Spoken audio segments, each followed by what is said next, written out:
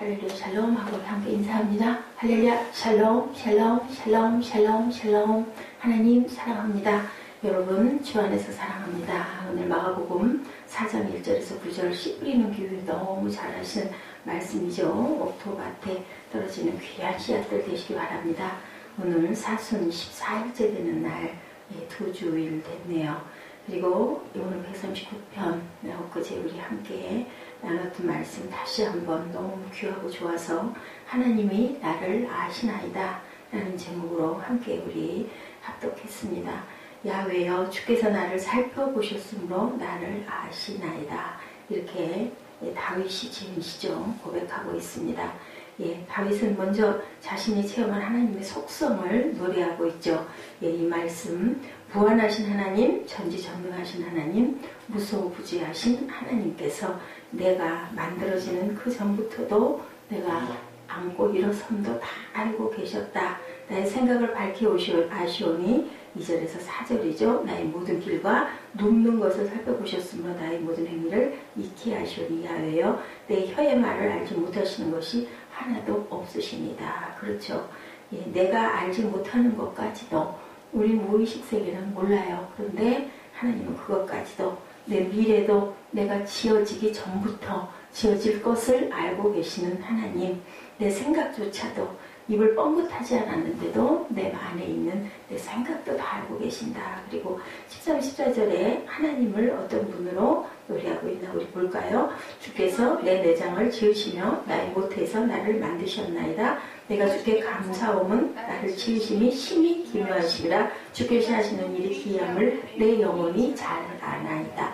내 영혼이 잘 알면 복된 거죠. 모르는 사람들도 많은데 우리는 하나님이 나를 지으셨다는 것을 알고 있으니 얼마나 축복인가 합니다. 의학의 발달로 인공심장, 인공혈액, 또 시험관하기 복제인간, 요즘엔 장도 그죠? 다 인공으로 만들어서 잘라내고 붙이기도 하고 참 좋은 세상에 우리가 살고 있긴 하지만 아무리 복제를 한다 한들 그죠? 나는 나 하나인 것이고 내 생각까지 복제할 수가 없죠. K-팝에서 그런 얘기 하죠. 그 소울은 그 영혼은 하나님 이야기를 한다라는 저는 그런 생각을 합니다. 그것은 그 사람 하나 그 본인의 것밖에는 없다. 가리킬 수가 없다. 기타도 코드는 가리킬 수 있지만 그 느낌과 그 감정, 감동은 본인 안에서 나오는 거다. 그걸 타고난 사람들은 천부적인 재질을 갖고 있는 거다라는 얘기를 저는 동의합니다. 무소부지하심을 7, 8절이 노래하죠. 내가 주의 영을 떠나 어디로 가며 주의 앞에서 어디로 피하리이까. 내가 하늘에 올라갈지라도 거기 계시며 수월에 내 자리를 펼지라도 거기 계시나이다. 주의 앞에서 우리는 절대로 피할 수가 없어요. 절대로 피할 수가 없죠. 그 창세기 3장에 아담이 타락하고 숨었을 때, 저녁 어스름에 바람이 썩 불 때 하나님께서 아담아 어디 있느냐고 부르시는데 몰라서 부르셨을까요? 어디 있는 거 다 알면서 우리 집에서 꼬마아이들 엄마 놀라게 한다고 어렸을 때 싹 숨어도 엄마가 알죠. 알면서 얘가 어디 갔어? 일부러 재밌으라고 찾는 척 해줄 때가 있었습니다. 그런 거랑 똑같이 하나님께서는 다 알고 계시는 거예요. 아기는 어때요? 어머 나를 모르네. 그리고 아이 꼭꼭 더 숨고 숨소리도 죽여가지고 이렇게 움츠리고 있는데 엄마는 빙그레 웃는 거죠. 알기 때문에. 그거 다 하는 거예요.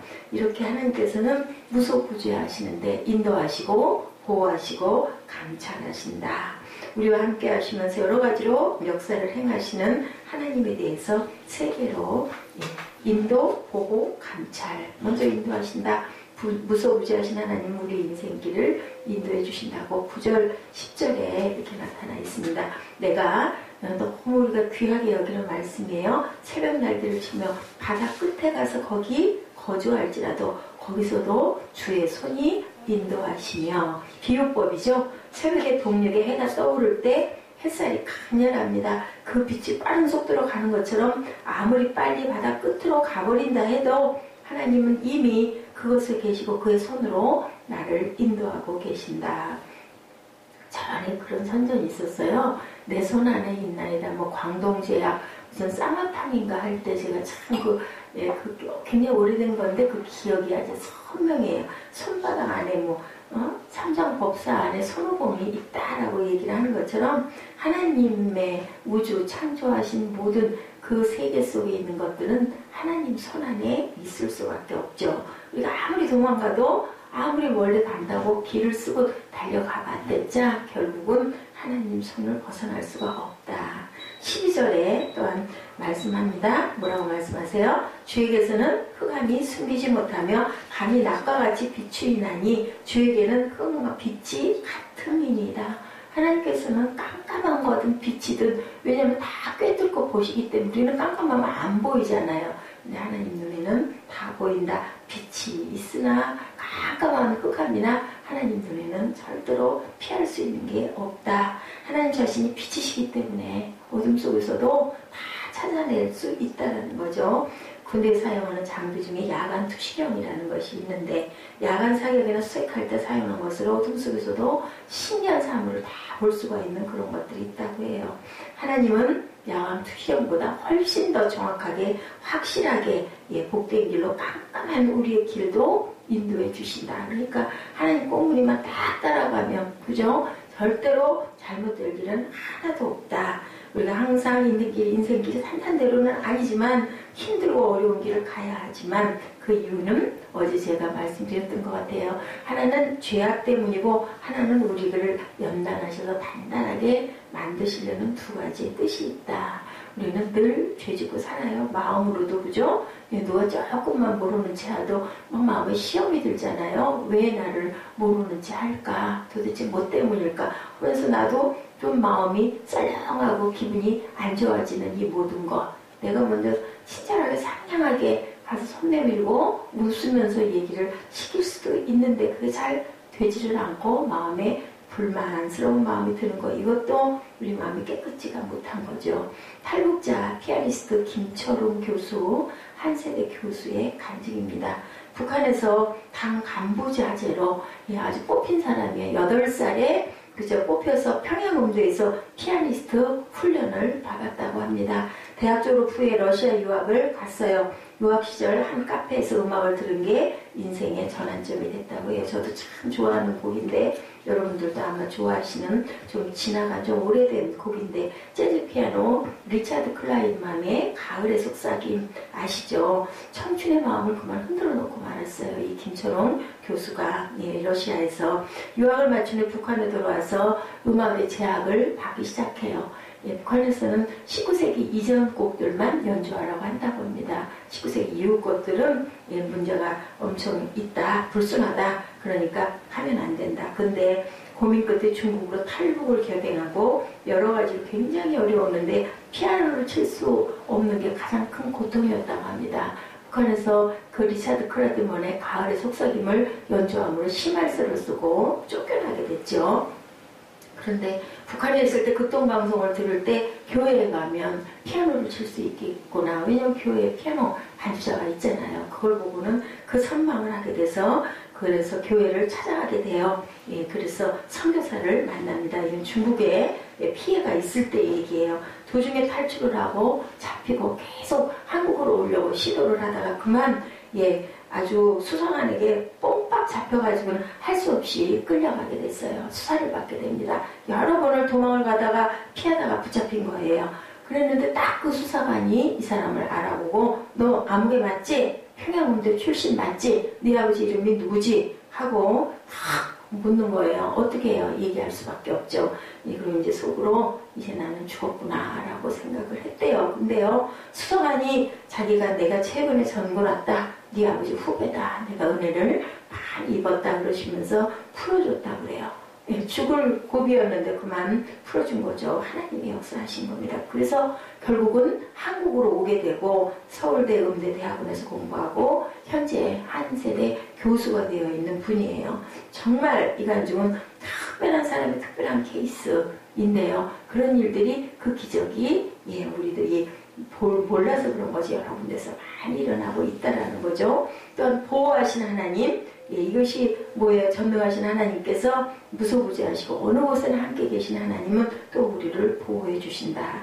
139편 5절의 시편, 주께서 나의 앞뒤를 둘러싸시고 내게 안수하셨나이다. 예, 우리 본문 10절 이하에 주의 오른손이 나를 붙드시리이다 라고 하죠. 예, 오른손은 전능한 하나님의 능력, 그죠? 오른손, 귀한 손으로 나를 늘 붙들어 주신다. 중력의 법칙, 지구가 표면의 물체를 잡아당기는 힘이 있어서 지구본이 37도쯤 되니까 비스듬히 서 있는데도 절대로 부딪히지 않고 잘 돌아가고 있다는 거죠. 우리 인생도 영적인 중력으로 하나님께서 우리를 꽉 붙들고 계시다. 18절에 내가 깰 때에도 여전히 주와 함께 있나이다. 자나 깨나 보살펴 주십니다. 또 잘 때도 보호해 주시죠. 자나 깨나죠. 다윗은 시편 23편 4절, 우리가 잘 아는 시편에 내가 사망의 음침한 골짜기를 다닐지라도 해를 두려워하지 않을 것은 주께서 누구와 나와 함께 하심이라.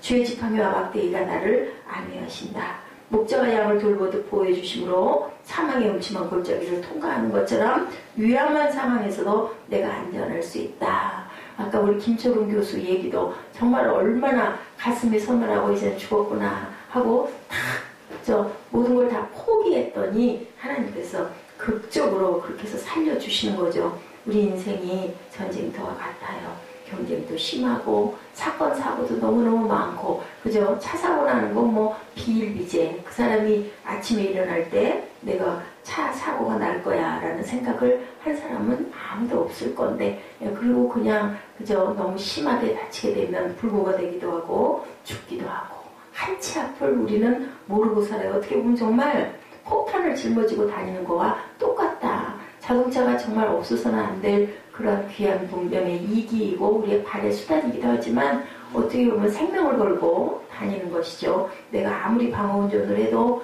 상대방이 나를 와서 들이받거나, 그죠? 그런다면 어떻게 방법이 없습니다. 월남전 참전용사의 간증이에요. 1970년대에 맹호부대 통신병으로 참전했는데 전투를 하던 중에 4군데 총탄을 맞고 실신했어요. 군의관의 관통으로 판단하고 급히 상의를 벗겼습니다. 이 사람 심장을 관통했구나 하고 벗겼어요. 근데요, 이 관통한 흔적이 역력한데 옷을 벗겨보니까 심장이 멀쩡하고 아무런 상처도 흔적도 없었다고 합니다. 이 상에서 자세히 살펴봤더니 총탄이요, 상의 주머니에 있던 포켓 성경을 관통하다가 뒤에 있는 파월 장동 수첩 사이에 그 파편이 딱 그 총알이 멈춰 있더라는 거예요. 이거 기적이죠. 기가 막힌 일이죠. 이게 화제가 돼서 국내에 크게 보도가 되었던 적이 있는데, 그 주인공은 수년 전에 기독교 잡지 간증이 실릴 때 KBS 제주방송국장 총국 이영진 부장이었다고 합니다. 포켓 성경은 파병 직전 군 동료고 교회 친구였던 이흥부 이병이 선물로 준 것. 예, 그 포켓 성경이 살린 거죠. 그리고 또 그 뒤에 파월 수첩이 딱 있다 보니까 그 사이에 기가 막히게 끼었다는 거예요. 하나님은 이처럼 우리 인생 가운데 신기하고 놀라운 역사, 우연히 있는 일이 아니죠. 아까 그죠? 한 세대 교수도 마찬가지고 살려야 될 사람이 있는 거죠. 나도 좀 그런 사람이 됐으면 좋겠는데, 하나님, 우리 뭔가 작품 만들었을 때, 그죠? 도자기 만들었을 때 어때요? 다 정성 들여 만드는데 그 중에서 잘 돼서 나온 그 작품은 우리가 다 그저 놓고 오래오래 기념으로 보고 들어가는데, 그만 내가 다 똑같이 열심히 만들어 넣는데도 질그릇에 깨지는 것도 있습니다. 못나게 잘못돼서 나오는 것도 있죠. 이런 것처럼 하나님의 작품도 그렇다는 거죠. 또한 감찰하신 하나님, 무소부지하신 하나님, 우리를 또한 감찰하시어 바라보시죠. 시편 139편 1절에 본문에 야훼여 주께서 나를 살펴보셨으므로 서취니 나를 아시나이다. 살핀다는 말, 감찰한다. 하나님의 눈은 뭐예요? 불꽃 같다. 계시록 1장 14절에 말씀하죠. 하나님은 우리의 언행 심사를 훤히 들여다보고 계신다. 왜 인간이 하나님을 싫어하고 기피할까? 우리 마음 안에 온전치 못한 죄가 있다 보니, 그죠? 피하게 되죠. 그 사람에게 좀 뭔가 좀 껄끄러운 게 있고, 좀 보이기 싫은 게 있고, 만나기 싫은 게 있는 사람한테 우리 마음에 거리낌이 있을 때 그렇다는 거죠. 하나님을 등지고 하나님의 많이 보고 계신데 죄악을 행할 때가 우리는 얼마나 많은지 몰라요. 모르고 짓는 죄도 있어요. 그죠? 그게 뭐 그 정도가 뭐 죄야. 근데 나중에 우리가 은혜를 받고 나면 아유 그것도 우리가 잘못된 거네. 내가 잘못한 거네. 이런 마음이 드는데 어때요? 나중에 한꺼번에 결국은 얻어맞는 거죠. 회개 안 했다가는. 마음에 걸림 있을 때는요. 털어내야 돼요. 하나님 잘못했습니다. 그리고 이웃에게 그랬을 때는 내가 먼저 사과해야 된다는 거죠. 이런 이치를 알고 미리미리 십자가 앞에 엎드려 회개하고 흠없는 모습으로 다시 일어나고 왜요? 너는 이미 깨끗해졌으니 손발만 씻으면 된다. 주님께서 말씀하셨기 때문에 어느 수박장사가 봉고트럭에 수박을 싣고 이면도로와 골목길을 다니면서 장사를 했어요. 좁은 도로에 신호등이 있는데 사람도 많지 않고 경찰차도 없으니까 그냥 싹 지나갔어요. 그런데 좀 가다 보니까 뒤에서 경찰차가 오네요. 얼마나 가슴이 덜컥 무너져요. 그냥 뺑소니를 칩니다. 자꾸 수박 싣고 막 가다 나중에는 안 되겠으니까 골목길로 들어가는데 이 차가 골목길까지 쫓아오는 거예요. 어쩌겠어요. 그리고 뒤에서 막 손짓을 해요. 쓰라고. 놀래가지고 할수 없이 이제 막다른 골목이니까 아이고 또 딱지 띄었구나 하고 딱 섰어요. 그랬더니 경찰관이 차에서 내리더니 소리를 치는 거예요. 아저씨 왜 도망가요? 수박 한 통 사기 너무 어려우면 수박 한 통만 주세요. 그죠? 우리가 도둑이 제 발이 저리는 거죠. 우리가 아무리 도망가려고 해도 하나님께서는 이렇게 우리를 보고 계신다. 에르미야 23장 24절에 야훼의 말씀이니라 사람이 내게 보이지 아니하려고 누가 자신을 은밀한 곳에 숨길 수 있겠느냐. 야훼가 말하노라 나는 천지에 충만하지 아니하냐. 어느 곳에나 있다라는 거죠. 우리 뒤에 코람데오서 붙여져 있죠. 항상 우리를 보고 계시는 하나님. 130편 4절에서 3절의 4절도 야훼여 주께서 죄악을 지켜보실진데 Lord kept a record of sins. 주여 누가 서리이까. 그러나 사유하심이 주께 있으면 주를 경외하게 하심이니이다 라고 시편 기자가 고백합니다. 하나님이 감찰하시되 아예 죄악의 기록을 갖고 계시다라는 거죠.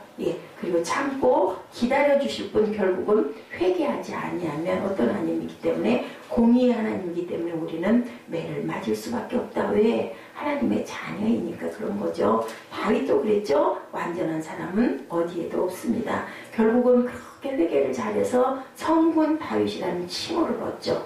우리 본문 19절 23, 4절에도 하나님이여 주께서 반드시 악인을 죽이시리다. 피 흘리를 즐기는 자들아 나를 떠날지어다.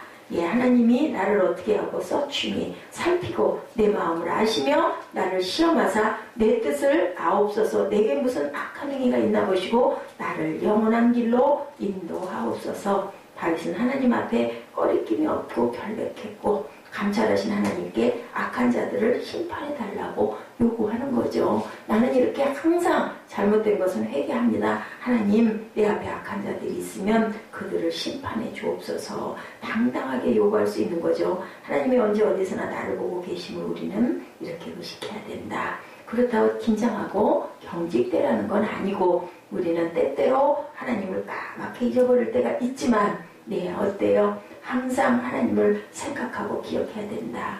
감시 카메라만큼도 하나님을 의식하지 않고 살 때가 있다. 우리 휴대폰만큼도 우리를 하나님을 의식하지 않고 살 때가 있는데 그래서는 안 된다. 항상 감찰하신 하나님을 의식하며 살아가자.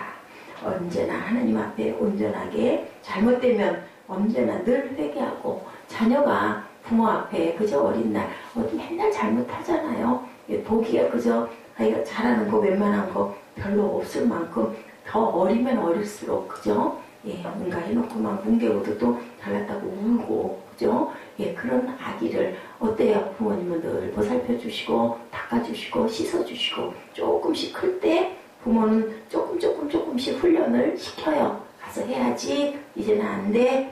하고 이런 것처럼 하나님께서는 항상 우리를 그런 아기인 우리를 바라보고 계신다라는 것을 항상 생각하시고 주께서 나를 살펴보셨으므로 나를 아시는 하나님이나이다라는 고백으로 오늘 하루도 승리하시고 사순의 14일을 경건하고 거룩하게 하루를 온전하게 아름답게 사시기를 주님의 이름으로 축복합니다. 기도하십니다.